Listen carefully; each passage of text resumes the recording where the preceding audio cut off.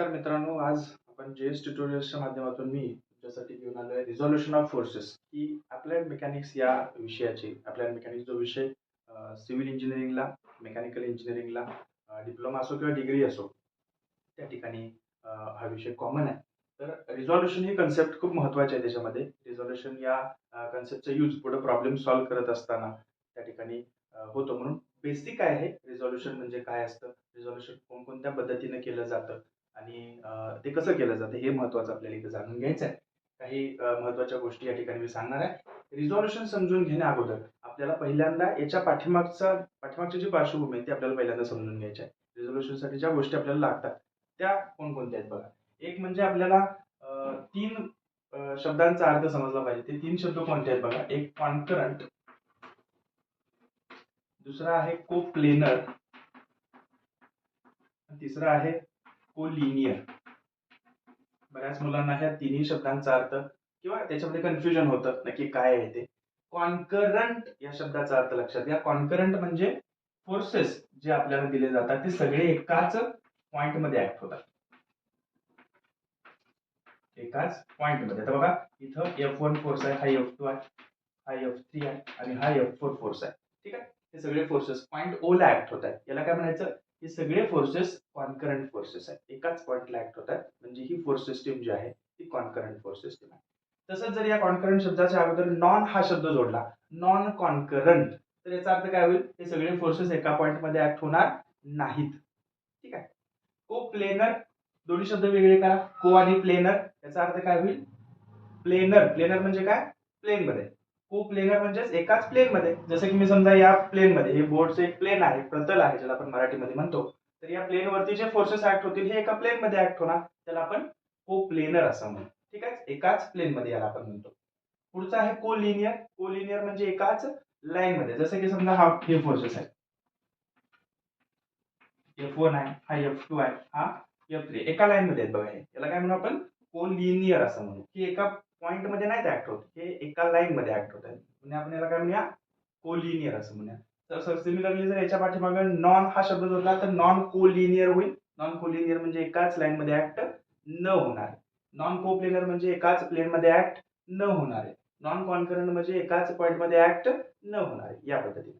ठीक आहे. तर या गोष्टींचा त्या ठिकाणी तुम्ही समजून घ्यायचा. एक गोष्ट आपल्याला समजून घ्यायची ती म्हणजे एक्स वाय कोऑर्डिनेट सिस्टीम. ही X Y coordinate system maths मध्ये त्या ठिकाणी असते. बऱ्याच मुलांना याबद्दल माहिती नसते. जाणून घेऊया एक्स वाय कोऑर्डिनेट सिस्टीम काय आहे. तर इथं एक्स जो हॉरिझॉन्टल ऍक्सिस आहे त्याला आपण एक्स म्हणतो, व्हर्टिकल आहे त्याला आपण वाय ऍक्सिस म्हणतो. माहिती आहे आपल्याला. ठीक आहे. हा आपला फर्स्ट क्वाड्रंट आहे, हा सेकंड आहे, हा थर्ड आहे आणि हा फोर्थ आहे.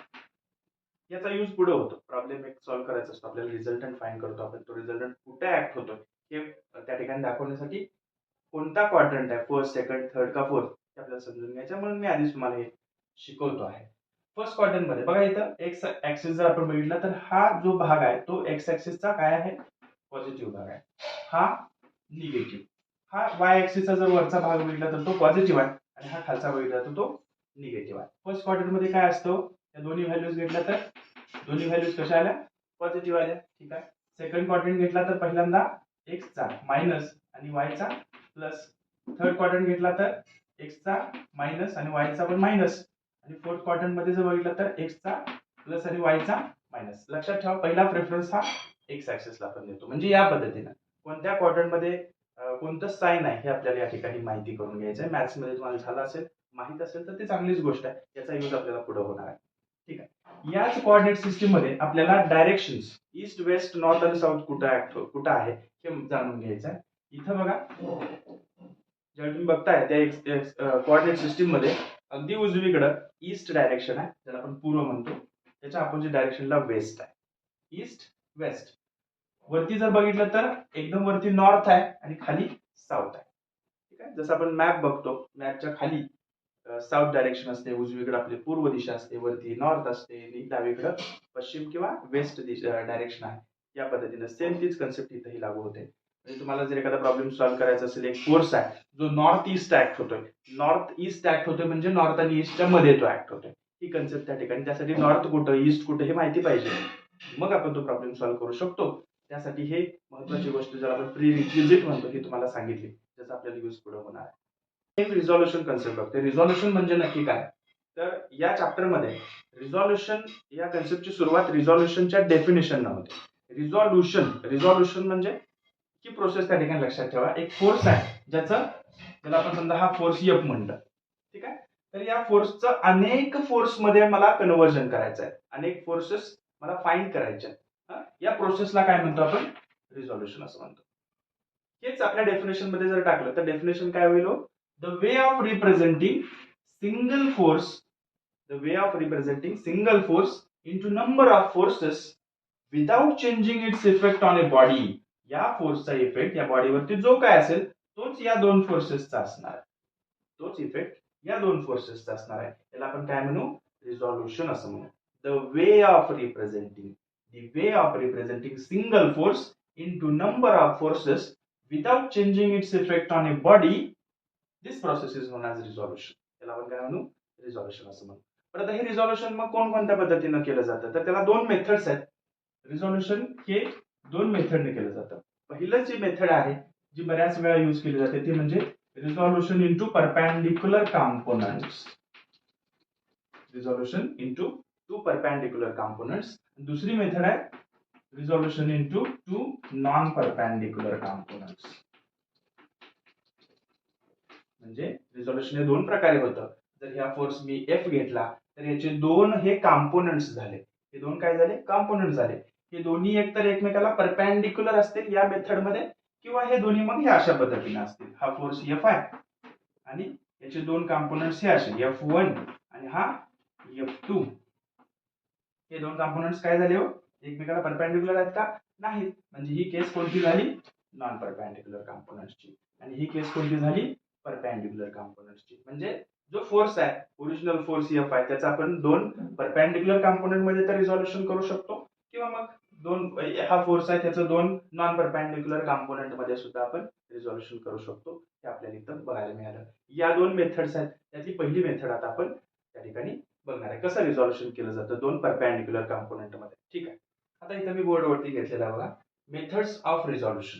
ज्या मेथड आपण आता बघितल्या रिझॉल्युशन आपण दोन परपॅन्डिक्युलर कॉम्पोनंट मध्ये तर करतो किंवा मग दोन नॉन परपॅन्डिक्युलर कॉम्पोनंट मध्ये करतो. त्यातली पहिली मेथड आहे ती resolution into two perpendicular components. म्हणजे मेन जो फोर्स आहे आपला एफ त्याचे दोन आपण परपॅन्डिक्युलर कॉम्पोनंट्स या ठिकाणी फाइंड करणार आहे. इथं बघा एक एक्झाम्पल घेतलंय मी. हा फोर्स एफ आहे ज्याचं हे मॅग्निट्यूड आहे 30 न्यूटन. त्याचं मॅग्निट्यूड असं म्हणायचं. ओके. तर हा फोर्स बघा इथं ऍक्ट होतोय. ओरिजिन वरती ऍक्ट होतोय ओ पॉइंट वरती आणि त्या फोर्सनं पॉझिटिव्ह एक्स ऍक्सिसला 50 डिग्री अँगल केलेला आहे. 50 डिग्री अँगल केलेला आहे आणि याचे दोन परपॅन्डिक्युलर कॉम्पोनंट्स आपल्याला फाइंड करायचे आहेत. कसे काढायचे बघा. कुठेही या फोर्स एफ वरती कुठेही एक पॉइंट घ्या. कुठेही घ्या. ठीक आहे. त्या पॉइंट मधून एक एक्स ऍक्सिसला पॅरलल आणि वाय ऍक्सिसला पॅरलल दोन लाईन्स त्या ठिकाणी ड्रॉ करा. एक्स ऍक्सिसला पॅरलल ही लाईन आणि वाय ऍक्सिसला पॅरलल ही लाईन. ठीक आहे. या दोन लाईन्स ड्रॉ करा. अशा रीतीने ड्रॉ करा की हा जो ओरिजिनल फोर्स एफ आहे तो या दोन लाईनच्या मध्ये असला पाहिजे. आहे तो मध्ये. ठीक आहे. ओके. इथं आपण आपली निम्मी प्रोसेस त्या ठिकाणी कंप्लीट झालेली आहे.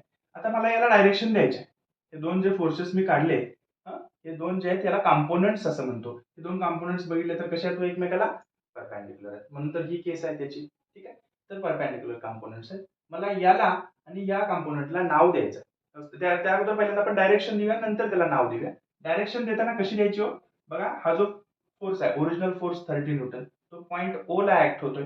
कसा ऍक्ट होतोय तो? ओ पासून अॅरो बघा अवे जातोय. याला काय म्हणायचं? डायरेक्शन त्याची कशी आहे? Away from the point. या पॉइंट ओ पासून ओरिजिनल फोर्स एफ ची डायरेक्शन कशी आहे? तर 30 न्यूटनची डायरेक्शन कशी आहे? अवे आहे. जशी या ओरिजिनल फोर्सची डायरेक्शन तशीच या दोन कॉम्पोनंटची डायरेक्शन असते. ते अशा पद्धतीने बाहेर जाणार आहे. बघा ना या पॉइंट पासून या दोन्हीची पण अवे डायरेक्शन दाखवा. एक आणखी एक एक्झाम्पल देतो. जर असं असतं हा फोर्स एफ 30 न्यूटन जर इथं असता असा तर इथं तुम्ही हा पॉइंट घेतला असता जो मगाशी इथं घेतलेला आहे आणि या पद्धतीने या दोन लाईन्स त्या ठिकाणी ड्रॉ केल्या असत्या तुम्ही आणि या पॉइंट पासून ही जी डायरेक्शन आहे अशी हवे आहे ना त्यामुळे या दोन्हीची डायरेक्शन तुम्ही अशी दाखवली असते. या पद्धतीने हे अॅरोज मॅटर करतात. पुढे प्रॉब्लेम सॉल्व्ह करत असताना हे अॅरोज साइन ठरवतात whether it is positive or negative आणि त्याच्यावरती आपलं फायनल आन्सर डिपेंड असतं. म्हणून हे अॅरोज आपले महत्वाचे आहेत. हे कधीही असं होत नाही. हे बघा समजा हा फोर्स एफ आहे 30 न्यूटन आहे आणि इथं तुम्ही पॉइंट घेतला आणि याचा एक्स ऍक्सिस इथं पॅरलल ड्रॉ केलं आणि वाय ऍक्सिसला तुम्ही असं ड्रॉ केलं, ही चुकीची मेथड आहे. या दोन लाईन्स या दोन्हींच्या मध्ये तो फोर्स राहायला पाहिजे, इथं जसं तुम्हाला दाखवलेलं आहे त्याप्रमाणे. ठीक आहे. आणि याची डायरेक्शन दाखवत असताना या पॉइंट पासून अवे आहे ना, तर या दोन्हींची डायरेक्शन अवे दाखवा. ठीक. आता इथं मी रिझॉल्युशन आपण करणार आहे. दोन्हींची डायरेक्शन दिली. आता या दोन्हीही कॉम्पोनंट्स ना, हा मला याला आपण हॉरिझॉन्टल कॉम्पोनंट असं म्हणतो आणि याला आपण व्हर्टिकल कॉम्पोनंट असं म्हणतो. या हॉरिझॉन्टल कॉम्पोनंटला आणि व्हर्टिकल कॉम्पोनंटला मला नाव द्यायचं आहे. कसं द्यायचं बघा. हा ओरिजिनल फोर्स 30 न्यूटन आहे. त्यानं कशाशी अँगल केलाय? एक्स ऍक्सिस अँगल केलेला दिसतोय 50 डिग्री. ठीक आहे. ज्यावेळी एक्स ऍक्सिस अँगल होतो त्यावेळी हॉरिझॉन्टलला कॉस येतं आणि व्हर्टिकलला साइन येतं. लक्षात घ्या. इथं कॉस लिहून घ्या आणि व्हर्टिकलला साइन येतं. या कॉसच्या अगोदर फोर्स लिहा. अगोदर हा फोर्स 30 न्यूटन आणि नंतर हा अँगल लिहा. किती येतो? 50. बरोबर. इथेही तसंच साइनच्या अगोदर काय लिहा? फोर्स लिहा आणि नंतर अँगल लिहा. म्हणजे दोन कॉम्पोनंट झाले. एक झाला 30 cos 50, दुसरा झाला 30 sin 50. हे दोन कॉम्पोनंट्स कसे आहेत एकमेकाला? परपेंडिक्युलर. तर ह्याच्या अशा प्रकारे आपण जो फोर्स आहे तो हॉरिझॉन्टलशी एक अँगल करत असले त्याचे दोन परपेंडिक्युलर कॉम्पोनंट्स कसे फाइंड करायचे ते आपण असे फाइंड केले. आता हा याचा आन्सर फाइंड करत असताना तुम्हाला विचार जाईल की Fx किती आहे आणि Fy किती आहे. Fx आणि Fy किती असलं पाहिजे? तर तुम्ही इथे सांगाल Fx म्हणजे हॉरिझॉन्टल एक्स ऍक्सिसला पॅरलल असणारा कॉम्पोनंट कोण आहे? तर हा आहे. म्हणून हा कॉम्पोनंट तुम्ही इथे लिहाल 30 cos 50 तो इथे लिहाल तुम्ही. आणि Fy म्हणजे वाय ऍक्सिसला पॅरलल असणारा तो कोण आहे? 30 sin 50. ठीक आहे. याला साइन द्यायचं प्लस किंवा मायनस. बघा बरं हा 30 cos 50 जो आहे तो कसा जातोय? उजवीकडे जातोय. ज्यावेळी तुम्ही प्रॉब्लेमकडे त्या व्हॅल्यूकडे बघताय त्याचा ॲरो बघा उजवीकडे जातोय. उजवीकडे जाणारे सगळे फोर्सेस आपण साइन कन्व्हेन्शन मध्ये पॉझिटिव्ह घेतो. त्यामुळे याला पॉझिटिव्ह साइन. ओके. समजा हा ॲरो डावीकडे असता जसं की इथं आहे बघा. इथं जो ॲरो आहे त्याला मी मायनस साइन यूज केला असतं. इथं तो उजवीकडे जातोय म्हणजे प्लस साइन यूज केलं पाहिजे. याची व्हॅल्यू तुम्ही कॅल्सीवरती फाइंड करू शकता. पॉझिटिव्ह साइन मात्र त्याला न विसरता द्या. तसंच Fy बघा. Fy च्या ह्या व्हॅल्यूला मला साइन द्यायचं आहे. हा फोर्स बघा व्हर्टिकली कुठे जातोय? अपवर्ड. जे फोर्सेस उभे आहेत उभे ते वर जात असतील तर त्याला प्लस साइन द्या. एखादा फोर्स जर खाली येत असेल जसं की समजा इथे येतोय बघा. खाली येतोय ना? ॲरो खाली आहे त्याचा डाऊनवर्ड आहे. मायनस साइन द्या. ठीक आहे. वर जात असेल तर त्याला इथं प्लस साइन दिलं पाहिजे. याची व्हॅल्यू तुम्ही कॅल्सीवरती फाइंड करू शकता. त्यालाही न विसरता इथं प्लस साइन. ओके. ठीक आहे. तर अशा प्रकारे आपण कुठल्याही फोर्सचं जो हॉरिझॉन्टलशी अदर दॅन 90 डिग्री अँगल करतोय त्याला आपण परपेंडिक्युलर कॉम्पोनंट मध्ये असं रिझॉल्युशन त्याचं आपण करू. आपण जसं आता बघितलं की रिझॉल्युशन जे आहे ते दोन पद्धतीने होते. त्यातली पहिली मेथड म्हणजे resolution of component into two perpendicular components. आपण आता बघितलं परपेंडिक्युलर कॉम्पोनंट्स मध्ये कसं आपण रिझॉल्युशन करतो आणि त्याचे दोन परपेंडिक्युलर कॉम्पोनंट्स Fx आणि Fy कसे फाइंड करायचे आपण आता बघितलं. इथं मात्र आपण आता रिझॉल्युशन जे बघणार आहे ते resolution into two non perpendicular components. म्हणजे जे दोन कॉम्पोनंट्स आहेत ते एकमेकाला परपेंडिक्युलर नाही. ओके. आता इथे एक मी एक्झाम्पल घेतलंय. हा फोर्स F आहे. ओरिजिनल फोर्स F आहे. त्याचे दोन कॉम्पोनंट्स बघा F1 आणि F2 या ठिकाणी काढलेले आहे. या दोन्हीमधला जर अँगल बघितला F1 आणि F2 मधला तर तो 90 डिग्री नाहीये. म्हणजे हे दोन कसे झाले? नॉन परपेंडिक्युलर कॉम्पोनंट झाले. मॅक्सिमम केसेस मध्ये जी आपण मगाशी मेथड बघितली तीच यूज केली जाते. फक्त ही प्रॉब्लेम पॉइंट ऑफ व्ह्यू महत्वाची आहे. त्या ठिकाणी असा प्रॉब्लेम जर विचारला तर काय करायचं यासाठी आपण ही मेथड घेतोय. मॅक्सिमम केसेसमध्ये पहिली मेथडच यूज केली जाते. विद्यार्थ्यांच्या लक्षात असते. तर असं जर असेल दोन नॉन परपेंडिक्युलर कॉम्पोनंट्स आपल्याला काढायचे असतील तर इथं जस्ट फॉर्म्युले आहेत दोन तेच फक्त रिमाइंड करा. F1 आणि F2 ची व्हॅल्यू कशी काढायची ते. समजा F फोर्स आहे त्याची व्हॅल्यू तुम्हाला 50 न्यूटन दिलेली आहे. अल्फा तुम्हाला 30 डिग्री दिलाय. बीटा तुम्हाला 45 डिग्री दिलाय वगैरे अशा पद्धतीच्या व्हॅल्यूज दिलेल्या आहेत. तर तुम्ही फक्त फॉर्म्युला यूज करायचा. या F1 ची व्हॅल्यू कशी काढायची बघा. F1 आणि F2 हे दोन व्हॅल्यूज काढायचे असतात. ठीक आहे. F1 कसं काढायचं तर हा फोर्स ओरिजिनल फोर्स F हा घ्या पहिल्यांदा. F याच्या पलीकडचा अँगल काय? बीटा. ठीक आहे. इथं म्हणा F sign beta divided by काय करा साइन या दोन्ही अँगलची बेरीज करा. Alpha plus beta. झाला फॉर्म्युला तयार. म्हणजे F1 फाइंड करण्याचा फॉर्म्युला अशा पद्धतीने. काय केलं? F1 फाइंड करायचं आहे तुम्हाला. F पलीकडचा अँगल कुठला आहे? बीटा. म्हणून F साइन बीटा म्हणा divided by sine alpha plus beta जे दोन्ही ठिकाणी कॉमन आहे. वेगळं लक्षात ठेवण्याची गरज नाही. पुढचा फॉर्म्युला आहे F2 फाइंड करण्याचा. F2 हा सुद्धा या F चाच कॉम्पोनंट आहे. फक्त तो कसा आहे? नॉन परपेंडिक्युलर कॉम्पोनंट आहे. या F2 ची व्हॅल्यू पण तुम्हाला विचारली जाते. F2 कसा काढायचा बघा. आता F2 काढायचा आहे. F इथं F च्या पलीकडचा अँगल कुठला आहे? अल्फा म्हणजे काय फॉर्म्युला होईल, एफ साइन अल्फा होईल. जो मगाशी बीटा होता इथे अल्फा होईल, divided by sine alpha plus beta as it is. ठीक आहे. म्हणजे तुम्हाला तीन व्हॅल्यूज जर दिल्या, एफ ची व्हॅल्यू, अल्फा आणि बीटाची व्हॅल्यू दिली, तर तुम्ही F1 आणि F2 जे दोन नॉन परपेंडिक्युलर कंपोनेंट्स आहेत तुम्ही इथं फाइंड करू शकता. ठीक आहे. तर ह्या लेक्चरमध्ये आपण जे बघितलं, रिझॉल्युशन म्हणजे काय, त्याचे प्री रिक्विजिट्स बघितले, एक्स वाय कोऑर्डिनेट सिस्टीम काय असते, concurrent, non concurrent, parallel, non parallel, non coplanar, coplanar किंवा collinear, non collinear force system वगैरे. आणि त्यानंतर आपण दोन परपेंडिक्युलर आणि नॉन परपेंडिक्युलर कंपोनेंट्स कसे फाइंड करायचे आपण इथं बघितलं. पुढच्या लेक्चरमध्ये आपण याच्या पुढचा भाग म्हणजे रिझॉल्युशन, जे मेन प्रॉब्लेम जो आहे त्याच्यामध्ये नंबर ऑफ फोर्सेस असतात, एकच फोर्स नाही त्याच्यापेक्षा जास्त फोर्सेस असतात, त्यावेळी त्याचं रिझॉल्युशन कसं केलं जातं ते आपण डिस्क्रिप्टिव्ह थोडंसं बघणार आहे. आज आपण जे बघितलं हे तुम्हाला आवडलं असेल, याच्यामध्ये तुम्हाला काय सुचवायचं असेल तर तुम्ही कमेंटमध्ये टाकू शकता. तुम्हाला हे आवडलं असेल तर लाईक करा, चॅनलला सबस्क्राईब करा केलं नसेल तर, आणि इतरांनाही सुचवा. तोपर्यंत थँक्यू.